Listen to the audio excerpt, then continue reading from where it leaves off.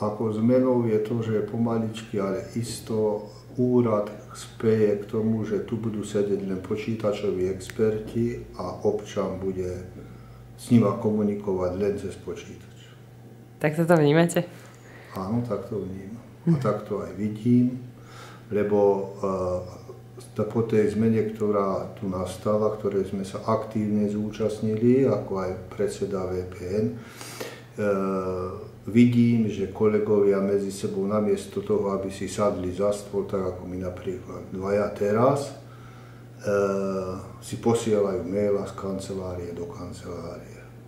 Čiže o to už pomaličky o niečom svedčí a presvedčuje ma to o tom, že skutočne ten starý národný výbor, nech sa smeje z neho kto ako chce, bol o niečom, nakoľko nás vtedy bolo tu len 42,5, čiže bolo 40 administratívnych pracovníkov, dvaja obslužní a poupratovačky, ako by som to povedal správne.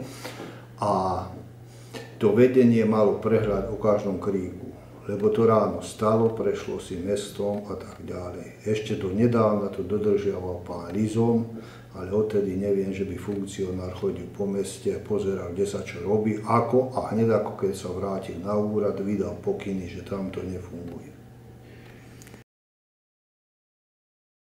Je ťažko povedať, lebo kolektív, ktorý sme boli vtedy, neboli sme tí ideálni, ale sme boli jednoliatí.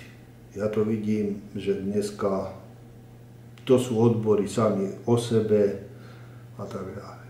Nemám, ako by som povedal pravdu, mne nikto z týchto ľudí tu neublíži. Čo sa tu a tak ďalej. Neviem, či som ja komu neublížil, to už nechám na ich posúdenia, ale proste vidím, že to už není ono. A vidím to aj na tých veciach, že my vtedy sme sa poznali rodiny. Skutočne.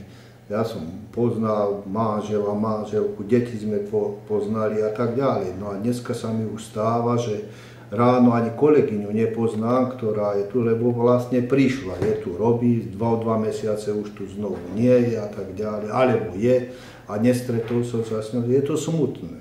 Pre mňa je to smutné.